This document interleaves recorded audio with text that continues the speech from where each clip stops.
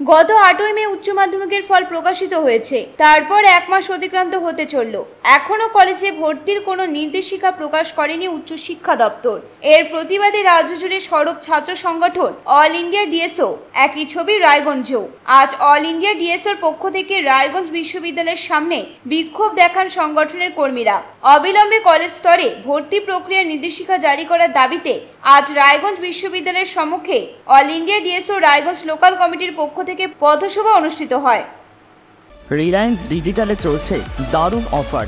AC, TV, ল্যাপটপে রয়েছে আকর্ষণীয় অফার এবং OnePlus ফোনে রয়েছে ফ্রি OnePlus Watch 2 এবং নানান ডিসকাউন্ট এবং অফার।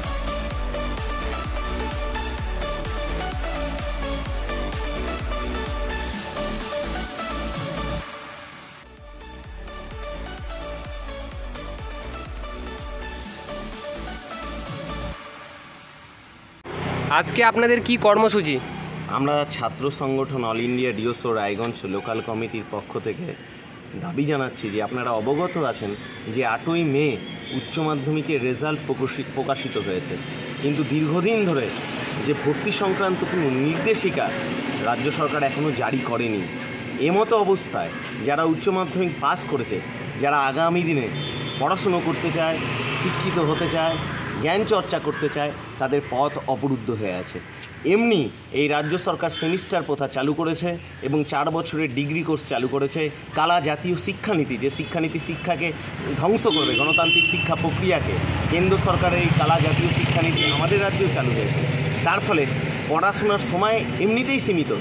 এর প্রতিবাদে আমরা দ্রুত উচ্চ মাধ্যমিক যারা পাস করেছে নির্দেশিকা জারি করে ভর্তি নেওয়ার দাবি জানাচ্ছি।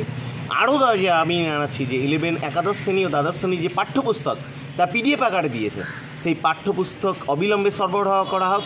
এই দাবি জানিয়ে আমরা all India DSO Raiganj local কমিটির পক্ষ থেকে সর্বত্র পথসভা প্রতিবাদ ধ্বনিত করছি। এই দাবি না মানা হলে আগামী দিনে অল ইন্ডিয়া ডিএসও বৃহত্তর ছাত্র আন্দোলনে যাবে। আমরা কর্ণাটক রাজ্য যেভাবে কালা জাতীয় শিক্ষানীতি প্রত্যাহার করেছে, আমাদের রাজ্য এই কালা জাতীয় শিক্ষানীতি 2020 অবিলম্বে প্রত্যাহার করা হোক, গণতান্ত্রিক শিক্ষার পরিবেশ ফিরিয়ে দেওয়া হোক, পাস ফেল প্রথা অবিলম্বে চালু করা হোক। এই দাবি নিয়ে ছাত্র সংগঠন অল ইন্ডিয়া ডিএসও সারা ভারতবর্ষ জুড়ে গণ আন্দোলন সংগঠিত করছে। রায়গঞ্জ থেকে হীরক মুখার্জির রিপোর্ট, কুলিক নিউজ।